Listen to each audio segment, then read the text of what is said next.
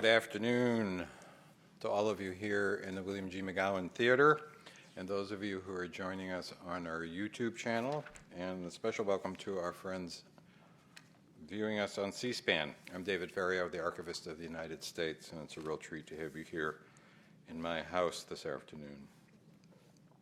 Today we have a guest author, a woman who made her history during 37 plus years in the United States Army, and who tells us about it in her new book, A Higher Standard, Leadership Strategies from America's First Female Four-Star General. The book draws on our guest's military experience to provide insights to large organizations of any kind so they can remain relevant and meet the challenges of the future. Before we begin with today's program, I'd like to tell you about two programs coming up soon in this theater. On Tuesday, May 5th at noon, our guest will be Robert Grenier, former CIA station chief in Islamabad, who will discuss his book, 88 Days to Kandahar, a CIA diary. In the book, Grenier describes the problems he faced as he directed the first Afghan war, the CIA's war in response to 9/11, and a book signing will follow that lecture. Thursday, May 7th at 7 p.m., we'll present Lincoln and the Jews, A History. Jonathan Sarna will discuss his new book, which for the first time tells the story of Abraham Lincoln's relationship with Jews in America. Lincoln befriended Jews from a young age, appointed Jews to public office, and had Jewish advisors and supporters during his two presidential campaigns. And a book signing will also follow that program. If you want to know more about these and all of our programs and exhibitions, pick up a copy of our monthly calendar of events. There are copies in the lobby as well as a sign-up sheet where you can receive it in physical mail or email. And another way to get more involved in the National Archives is to become a member of the Foundation for the National Archives. The Foundation supports all of our education and outreach activities, and there are also applications for membership in the lobby. Our guest today, General Ann Dunwoody, has scored a number of firsts. She is the first woman in U.S. military history to achieve the four-star rank. She was the first woman to command a battalion in the 82nd Airborne Division. She was Fort Bragg's first female general officer, and she was the first woman to command the Combined Armed Support Command. For the last 4 years of her active duty, Ann headed the U.S. Army Materiel Command. Now retired, she was in charge of the largest global logistics command in the Army, comprising 69,000 military and civilians located in all 50 states and more than 140 countries.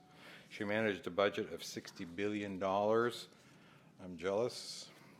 And was responsible for oversight of approximately $70 billion in service contracts. Army Chief of Staff General Ray Odierno called Ann, quite simply, the best logistician the Army has ever had. Ann has passed on some of the strategies she used to earn this praise in her new book. Walter Isaacson, president and CEO of the Aspen Institute and author of The Innovators, has said that Ann's book shows that the general's commitment to and zeal for service haven't ended with her military retirement. And retired Army General Stanley McChrystal, author of My Share of the Task and Team of Teams, calls the book an inspirational guidebook for anyone trying to make their team or organization better. Please welcome Ann Dunwoody.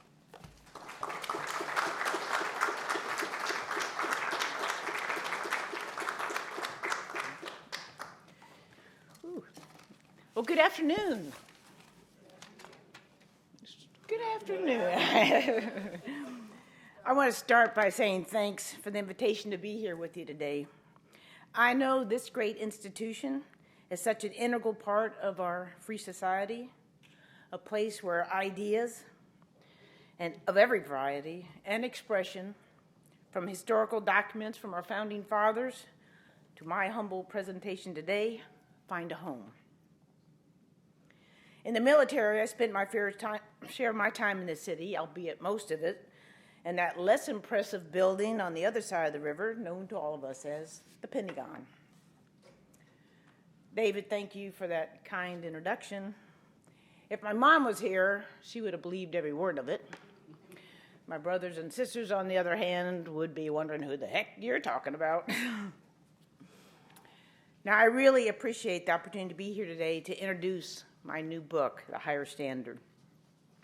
over 2 years in the making, over 40 years of living. Now, I'm just curious to know, how many of you have written a book? How many are thinking of writing a book? These words are for you. For the ones that have completed a book, congratulations, because I now know how hard that is. But for those that are thinking about it, you might want to talk to those who have before you dig in. Because quite frankly, I never thought I was going to write a book. And when I was selected to promotion for general, writing a book almost seemed to be a foregone conclusion. Because everywhere I went, people said, when are you going to tell your story? When are you going to write your book? And over time, this reluctant author had to admit that I did have a unique vantage point and also had a great story to tell. But writing a book is no cakewalk. It's no easy task. It takes a serious commitment, a personal investment of time, your heart, and your soul. And without that personal investment, you may have a book. It's just a book. It might have your name on it, but it won't be yours. And shortly after I retired, I was approached by a very successful writer from Los Angeles who was very enthusiastic about telling my story and helped me write the book. And he'd helped one of my friends write his biography and his memoirs. And so when we talked, he was so enthusiastic and so excited about helping me tell my story. And as he described it to my husband and I, it would take about 80 hours, 100 hours of interviews. And then he'd tape those interviews, and that would be our source document. And from there, he'd create chapters and then a proposal. And once the proposal was completed, we'd do the editing and send it out to prospective literary agents, select an agent, and ultimately, maybe I should say hopefully, sell the book to a publisher. Well, after that, he said, writing the book, that'd be relatively easy, and we'd be done in no time. And since I really didn't want to write a book, and he really did want to tell my story, I fell for it, hook, line, and sinker. And you want to guess how that story ends? Well, the first draft and the outline comes in, and it was a proposal of a version of my life seen through someone else's eyes, someone else's voice, and I barely recognized myself as the main character. We tried again, different approach, same result. And so the calendar pages kept turning, deadlines approached, and I never thought we were any closer to writing a book. So my husband and I finally decided that there would be no book unless we wrote it. So we set out on our own personal journey, joining hands with a different writer and a different editor, Tomago Collins, to produce this book. A book in our own words, recounting our own experiences, and drawing our own conclusions. But I didn't want to write a biography or a memoir per se, because this book really isn't about me. The story I wanted to share was about leadership. And today I want to talk a little bit about my journey and share some of the few leadership strategies that I believe contributed in some measure to my success and spurred organizational change and improvement. And I want to share those experiences, obviously truncated from the book, that help define those leadership lessons. And in the book, I tried to choose leadership lessons that were not only fundamental to my success, but had the broadest application to larger organizations, large, small, battlefields or boardrooms, lessons for leaders who never wanted to stop learning. In a higher standard, I tried to capture what I learned, how I learned it, and how these things made me a better leader. Now, this is not a book on how to become a general. I'm not sure I could write that book. Nor is it a book on the 10 steps to being a good leader. Because I don't think there's any magic recipe for leadership. If there were, everyone would buy the recipe and that would be it. What I try to do is share the leadership strategies supported by stories in my life that work for me, with hopes that the others might find them useful in their lives and in their careers. It's based on things I learned as a kid, as an athlete, as a sibling, as a daughter, as a wife, as a soldier, as a business person, and as a leader.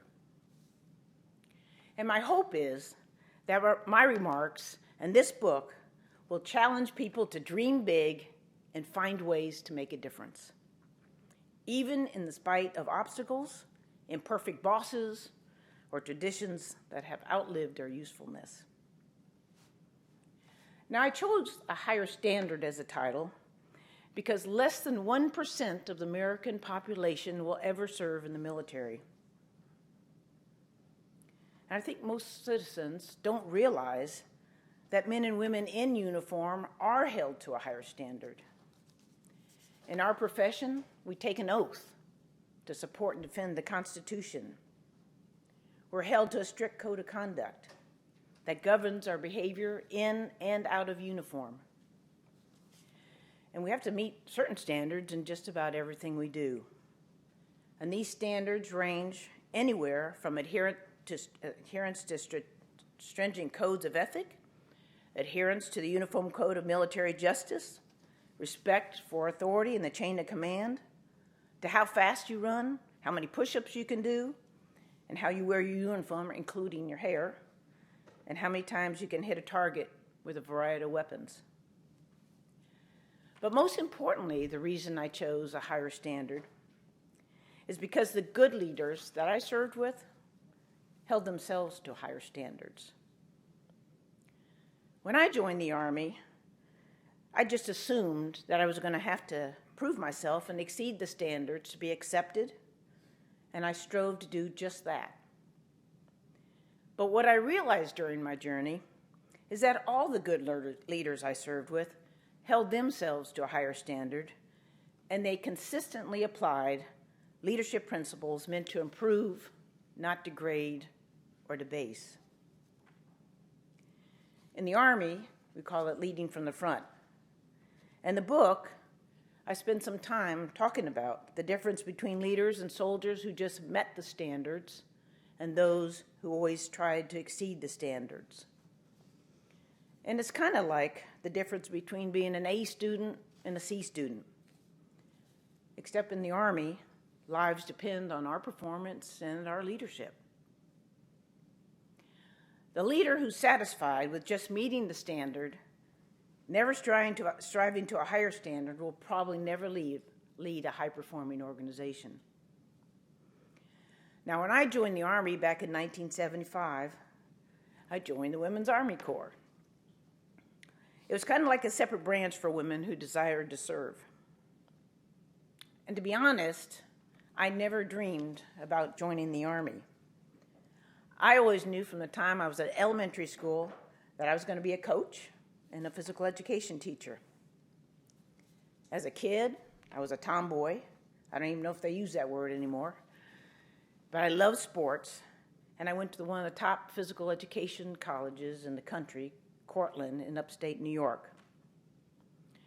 Now, during my junior year in college, the Army offered high-potential women $500 a month during their senior year in return for a 2-year commitment and a commission as a second lieutenant.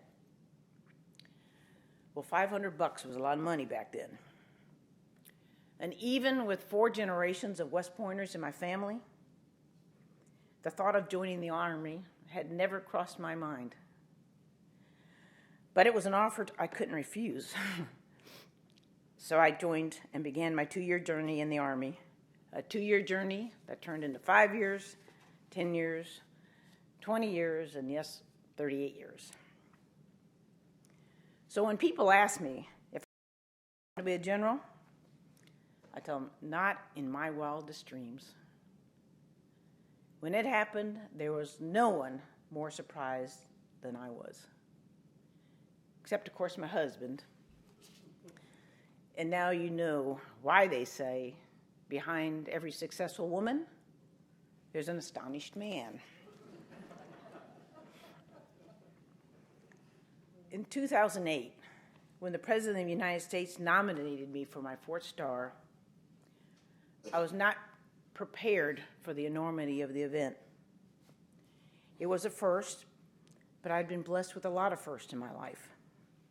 But being nominated for a 4-star general was a different kind of first.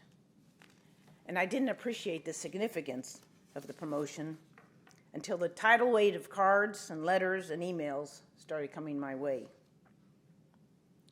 I heard from moms and dads who saw this promotion as a beacon of hope for their own daughters, an affirmation that in America, anything is possible with hard work and commitment. And when I was nominated, I heard from women veterans of all wars, many who just wanted to say congratulations, some just want to say thanks, and still others just wanted to say how happy they were this day had finally arrived. It was a humbling experience, to say the least. When the promotion ceremony finally happened, I said, I might be the first, but I certainly won't be the last. And today, I'm happy to report there are 3 other female 4-star officers, 2 in the Air Force and 1 in the Navy, with more in the making. But this is not just about more promotions. What's really exciting is women are flying jet fighters in combat, women are commanding ships in the Navy, and now the first group of women, highly qualified women, are starting Ranger School. As readers will see in my book, the leadership journey begins with an introduction by Sheryl Sandberg, Chief Operating Officer of Facebook. She's author of the national bestseller Lean In and a true champion of women's equality. Now, you might think that we sound a bit like the Odd Couple, 2 people from entirely different worlds. Sheryl, a West Coast, high-tech, social media superstar, and me, East Coast, low-tech, muddy boots soldier. The reality is that we had more, that the things we had in common way outweighed anything we didn't.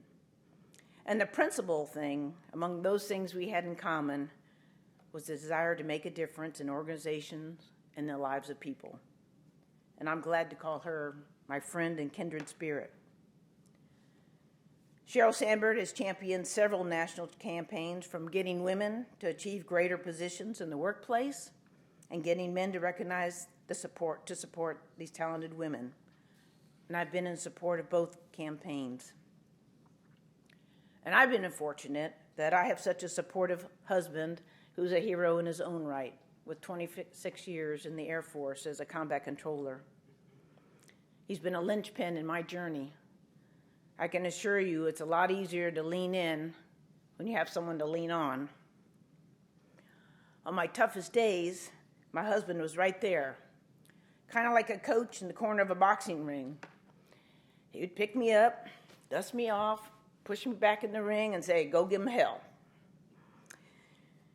And when Craig's mother finished reading the book, A Higher Standard, she told Craig, "I get the impression that Ann really likes you."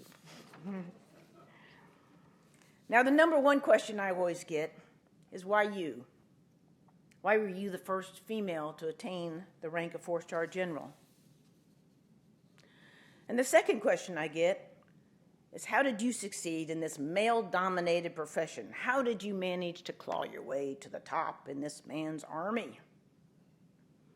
And I try to answer both of these questions in the book, and I think most of you would be surprised by the answers. My journey to the top was far more interesting than a career of struggling and fighting my way through the ranks. It would have been easy, and probably expected by some, that I would write a book on how I, like Wonder Woman, kicked my way to the top, shattered glass ceilings, and broke down doors. But the reality is, my journey was more about leadership than gender. Not just leadership for people in the Army, not just leadership for women, but leadership for people, period. I didn't just skip along the yellow brick road in the land of Oz and find myself at the end of the journey, the end of the rainbow, as a 4-star general. There are bumps in the road, there are obstacles in the road, but there are people all along the road that wanted to help. And many of these were men. But I think these bumps, these obstacles, and these people that are willing to help can be found in all walks of life and in any profession. Now, like many of you, my leadership skills initially came from my family, my education, and from fitness. When I say fitness, I mean mental fitness, physical fitness, emotional fitness, and spiritual fitness. These formed the foundation that allowed me to achieve things I never thought possible. I came from a values-based family. I had the best mom and dad a kid could ever ask for. In fact, I know much of who I am today is based on what I learned from them. My dad, proud soldier, father, patriot, who served this country for 31 years and fought in 3 wars. We just celebrated his 96th birthday. Mom is the unsung hero in our family. She pretty much raised 6 kids on her own while Dad was serving our country. Mom was a devout Catholic. She was the most selfless, gracious, and caring person I ever knew. She taught me the glass was always going to be half full, never half empty, and no matter what the weather forecast, she said it's never going to rain on our parade. My participation in sports was character building, to say the least. I competed in both tennis and gymnastics in college, and I learned as much from losing as I did from winning. And I learned that team performance was far more important than individual performance. And I learned that performing in front of large crowds can be scary and intimidating. But competing in sports taught me priceless lessons and how to turn surprises into experiences and challenges into opportunities. And my education gave me the intellectual skills and to be technically competent and credible. A bachelor's degree and 2 master's degrees only sharpened my creative and my strategic thinking skills. Family, fitness, and education, the cornerstones of who I am.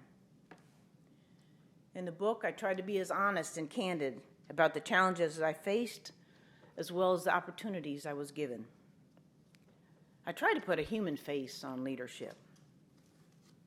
I remember back in the 80s, or I think in 1984, I was stationed in Germany, and I had just been selected to command a parachute rigger detachment. I was a young captain, and this was my dream job.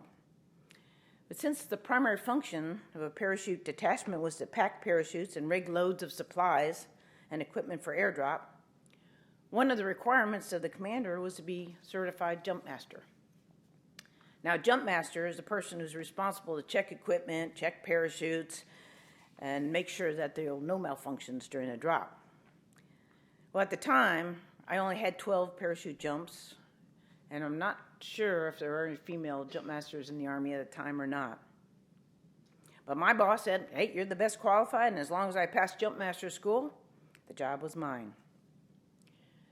Well, as it turned out, the only place to go to jump master school in Europe was with special forces in Bad Tölz, Germany. When I received my orders, I was so excited. Bad Tölz is a beautiful town in Bavaria in southern Germany. It's south of Munich, surrounded by the mountains, and I was going to get to go to jump master school. Bad Tölz used to be the fortress that was built in World War II time frame and was the training center for Hitler's SS officer corps, the most trusted and ruthless of the Third Reich. But in 1984, it was the American headquarters for the 1st Battalion, 10th Special Forces Group. And I showed up on a Sunday afternoon, ready for training on Monday morning. And when I reported in, I handed my orders to the duty officer. He looked at me He looked at my orders. He looked back at me. Then he handed me a room key and pointed me down the hallway. Never said a word. Off I went to find my room. When I found it and opened the door, there was this young male paratrooper lying on the other bunk. Now, he looked at me. I looked at him. We looked back at each other, and we're both stunned. In those days, it was always two to a room, but it was not co-ed. It's still not co-ed. So I marched back down the office, and there were several sergeants and another captain now in anxious conversation. And they said, "We thought your orders had a typo. We were expecting Andy Dunwoody." Well, no one was smiling. No one was laughing. It was like, what are we going to do about her? Well, as you can imagine, that wasn't the only time something like that happened in my career. But I did get my own room. I did attend the training. And I'm also happy to report that I graduated from the course, something only 40% of the Jumpmaster students do on the first try. Now, in my book, I talk about my very first platoon sergeant, who taught me a lot of things. But one of the most enduring things he taught me was to never walk by a mistake. He said, if you walk by a mistake, you just set a new, lower standard. A mistake could be something as simple as picking up a piece of paper or trash off the ground instead of just walking by or picking it up. Or it could be something serious as failing to properly clean and maintain your combat equipment. Now, in the Army, failing to enforce the standards can be a slippery slope that leads to poor performance and people getting hurt. The same principle can be found in the civilian life. Think about it. If the people at General Motors hadn't turned the other way when they discovered the defective ignition switch in their cars, they may have saved billions of dollars for their investors and possibly saved the lives of those who were crashes caused by the faulty ignitions. If the Veterans Administration's employees and leadership had highlighted the patient backlog versus trying to cover it up, they may have been able to help more veterans, not delay or prevent the care they needed. Now, never walking by a mistake briefs well, and it's easy to say, but it's hard to do. It takes courage, it takes resolve, and it takes consistency. Those who doggedly refuse to walk by a mistake are sometimes thought as grumpy or inflexible, but the principle can help everyone, because if something is worth doing, it's worth doing right. Another principle I learned early on is that big dreams can come true with hard work and commitment. You can be anything you want. Now, I know I said I always wanted to be a phys ed teacher and a coach. And while I really didn't realize it at first, that's exactly what I ended up doing. I just ended up doing it in a different classroom. I ended up teaching and coaching soldiers in a very physically demanding environment on and off the battlefield. Now, many folks are surprised when I tell them I never worked for a woman. I worked for men that either believed in me or didn't. Male leaders who saw something in me and gave me opportunities that, if left to the institution, may have never happened. That said, I've had many women role models, one of them sitting right in the front row here, General Vaught, and mentors along the way, women who were pioneers in their own right, women I looked up to. When I was growing up, my mom and my coaches were at the top of the list. Now, as you can imagine, I've witnessed a lot of change during the last 4 decades. It's hard for millennials to even fathom the 1970s reality of an all-women's Army Corps, an all-male West Point, or ROTC programs that excluded women. I witnessed the disestablishment of the WAC and the integration of women into the regular Army. It truly helped facilitate the major diversification of our ranks, but policy change alone didn't necessarily mean immediately change of mindset. 20 years ago, I had the opportunity to accompany the Chief of Staff of the Army, General Reimer, to our Communications and Electronic Command in New Jersey. That was a very high-tech command, as you can imagine, mostly scientists, engineers, and communication experts. I was Lieutenant Colonel back then and was there to take notes for the General's trip report. We walked into the conference room, and I couldn't help but notice that everyone sitting around the table was a white male. The only women in the room, beside myself, were serving coffee or refreshments. I thought, what's wrong with this picture? Last year, Sheryl Sandberg gathered over 1,500 women from her company for a leadership conference. Imagine 1,500 women from Facebook offices around the country and the world. And I had the privilege of talking to this group about leadership. And I couldn't help but think about the room with 0 women in the engineering business back in 1995 to an auditorium filled with women who are writing software programs, developing engineering applications in this new and exciting business. It gave me goosebumps, actually. But then I recently read a newspaper article that reported that talented, well-educated women in high technology careers were deciding to leave because of a hostile work environment. Their male counterparts didn't think they belonged. As you can imagine, my journey wasn't without similar confrontation.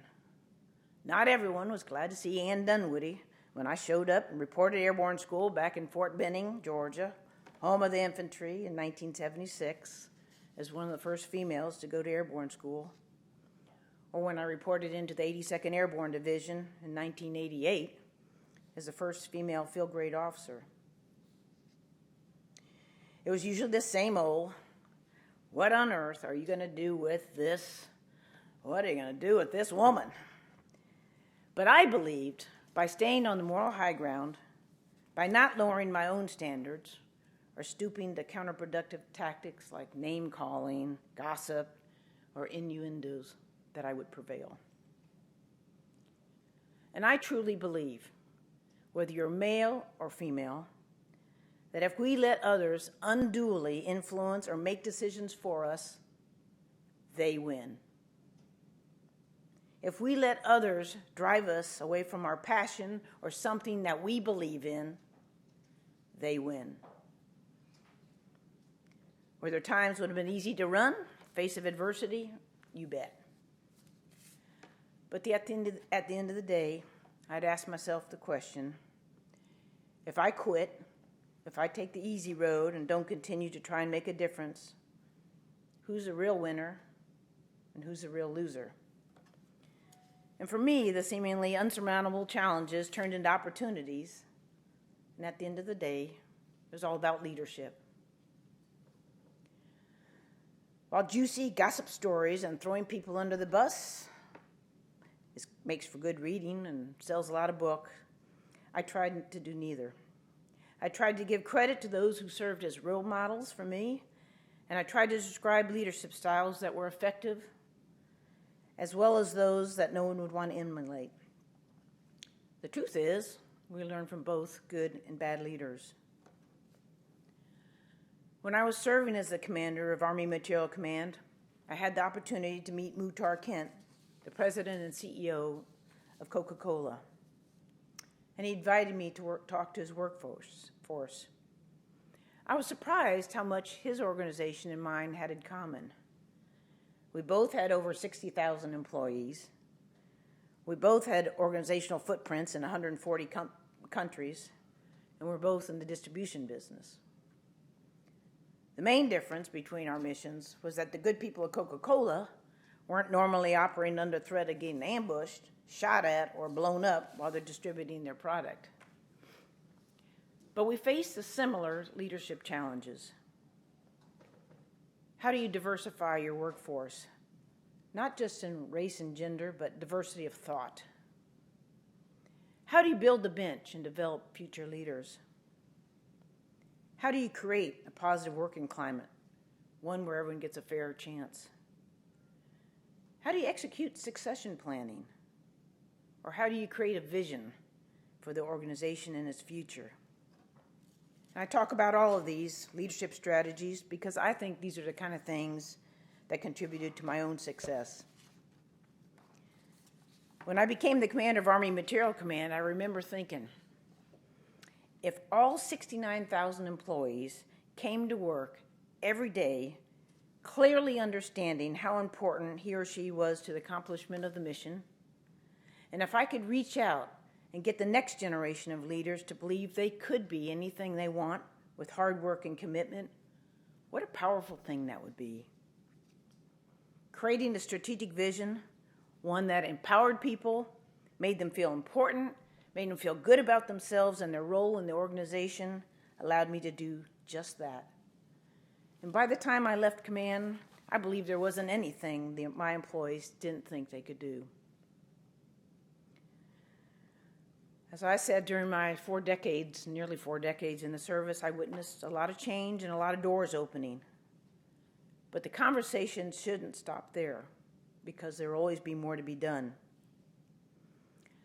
You'll see in this book, if not from my remarks today, I loved being a soldier, and I loved leading soldiers. I never sought to be the first female anything. I sought to serve my nation and the Army the best way I could. I always wanted to be the best officer I could be, not the best female officer. And I guarantee you one thing, if I ever thought I was selected for a job or a promotion simply based on being female and not being the best qualified for the job, I would have turned it down in a heartbeat. Things I learned along the way, along my journey, made me a better leader and a better person. But if I had to do it all over again, I wouldn't change a thing. Regardless of your profession or your life's work, I hope this book will assist you in accomplishing whatever it is you set out to do. Much more is set out in the book, but in order to know what those things are, you're going to have to read the book. Or ask me a question right now. Thank you very much.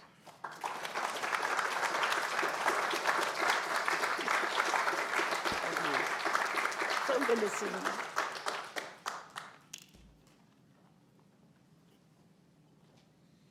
All right. Brave one. I'm a little nervous, but thank you, General Dunwoody. Appreciate it for your insight, and I look forward to reading your book. But I have a question about power and arrogance and issues that you experience as you made your way through your career, how you deal with people that you need to manage who don't respect you, how to earn their respect. And it's probably in the book, but anything on that you can elaborate on without being or catching the disease yourself, staying grounded as you progress in your career.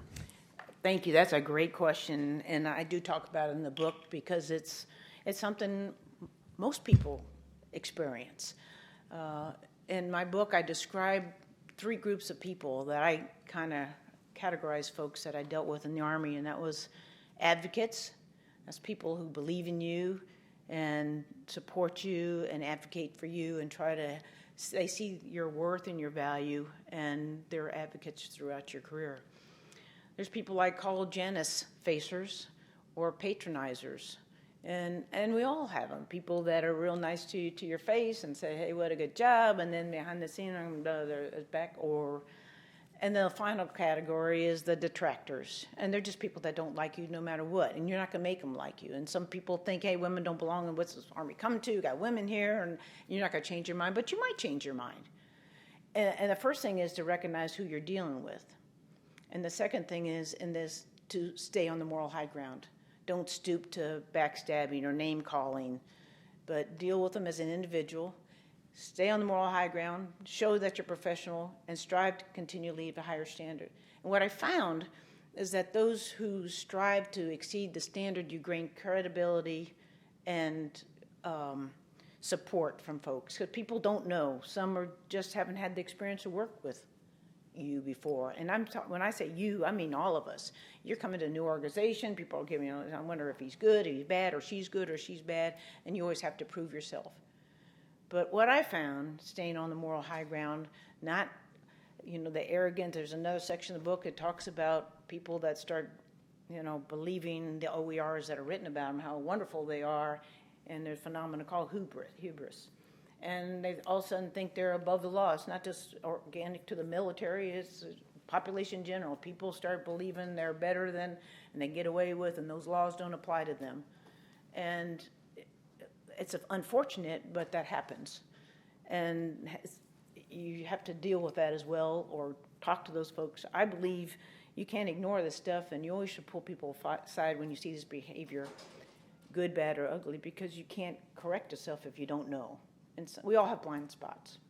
So that's how I try to stay on the moral high ground. Don't get hooked into the bad behavior and start exhibiting yourself.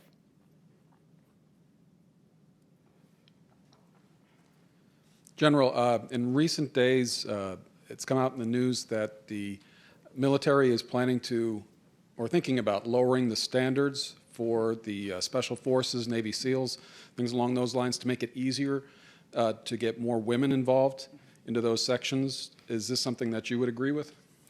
Beat your boots. There's no lowering the standards.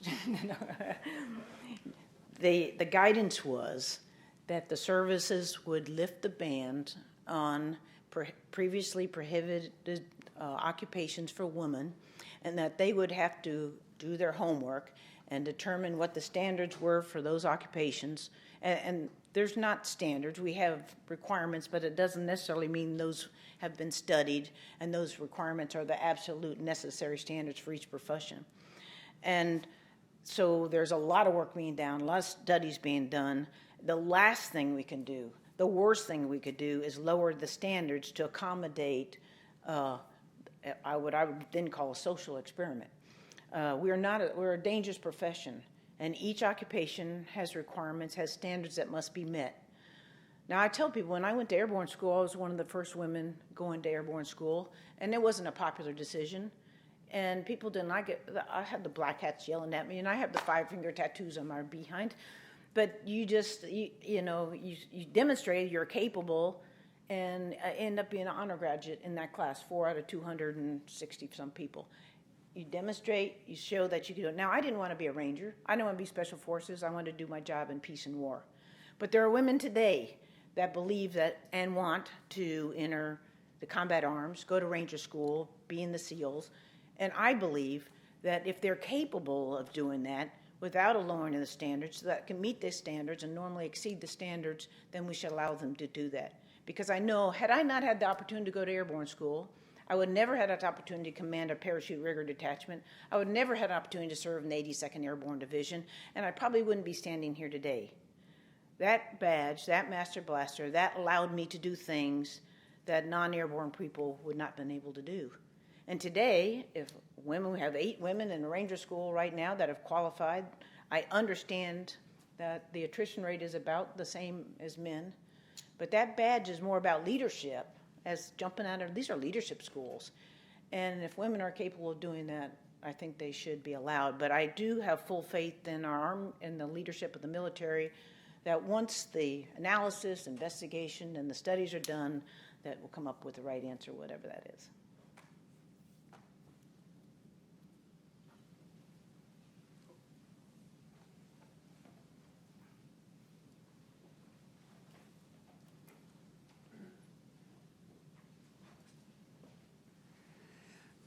Thank you, General, for your service to America.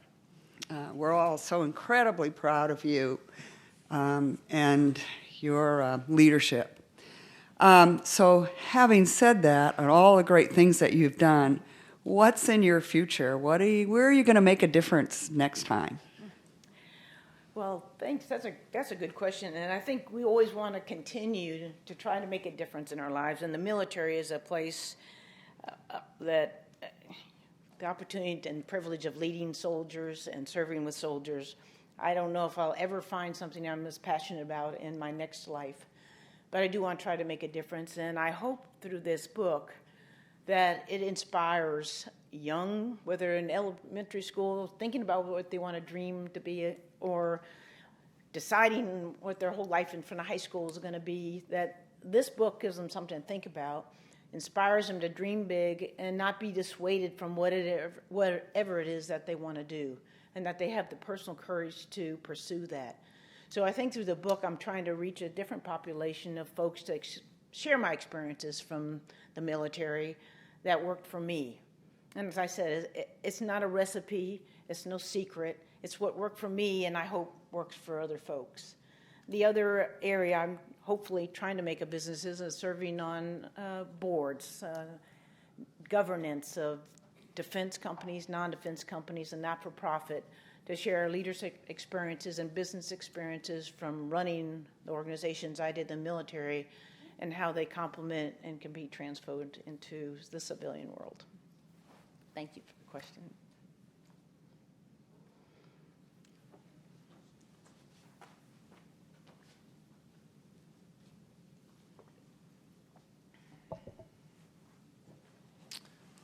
Good afternoon. When tourists come to Washington, D.C., one of their most visible presence of the United States Army is the tomb guards at the Arlington National Cemetery. These tomb guards are virtually all men. I frankly have never seen a woman as a tomb guard, in spite of the fact we're told that there have been 4 in the past. What answer will you give to an 8th grade girl that says, why aren't there women tomb guards? Good question.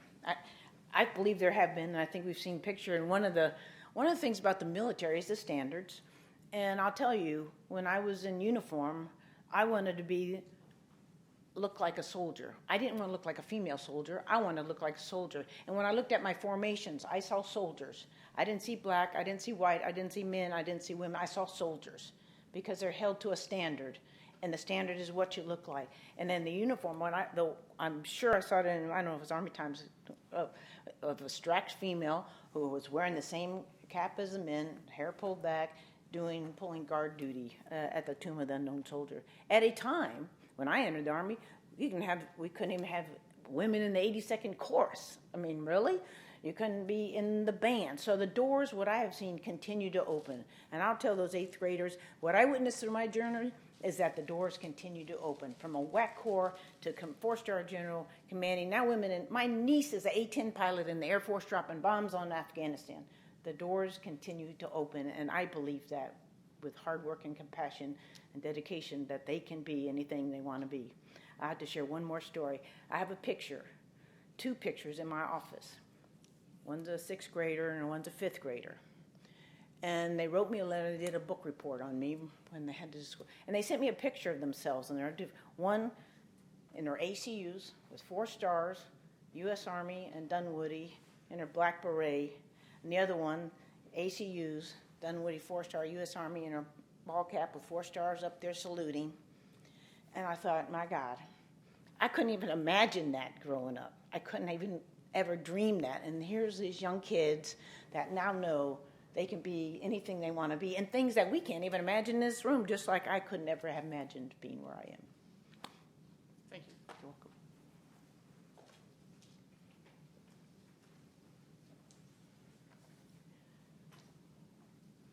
My friend and hero, Miss Brigadier General Wilma Bell. And to my friend and hero, did you keep a diary, and was it any help to you when you wrote your book? And do you still go out and run every day? Good question. I didn't keep a diary, and that's one of the reasons I wanted to do a book on leadership, because I thought I didn't really want to do a memoir, and I really didn't want to do, have one of those big books that people use to hold the doors open.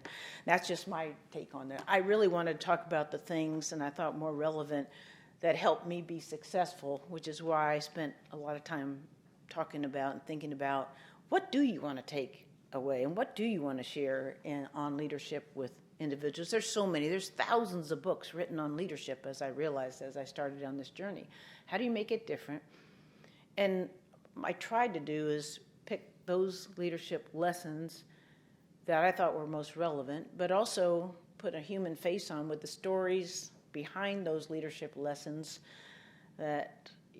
My first story was about my first time I had to stand in front of an audience as a lieutenant and read an award citation for a battalion commander, and I was first lieutenant. And I was sitting here reading this award, and I started shaking, and I was hanging on to the thing, and it took me forever to get this citation. I didn't think I'd ever get through it. It seemed like 3 hours, it was 3 minutes. But those things happen, but you learn from those things. And this commander, he could have fired me, but he said, hey, that's your first time, you'll get better. Nothing like that ever happened in my life. It just caught me so off guard, but I just thought I was history. But you learn from these things when you have leaders that don't fire you, don't yell at you. They say, you'll get better, you work on that, you practice. And I'll tell you, I never had that happen again, but I always think about it. But there's the human face of leadership is what I try to do, and people think, ooh, generals are revealing. I have tons of stories, tons of mistakes I've made, and tons of things I learned along the way, and we're human. We make mistakes, we learn from our mistakes, and we learn from others, and that's what I try to do.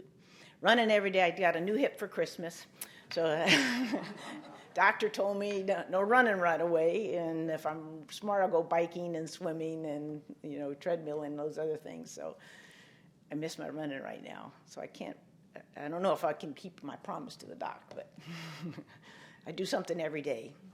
But thanks for your question and your service.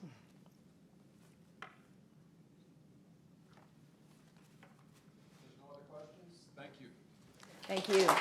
Great being here. Have a great day. Enjoy this wonderful Washington, D.C. weather.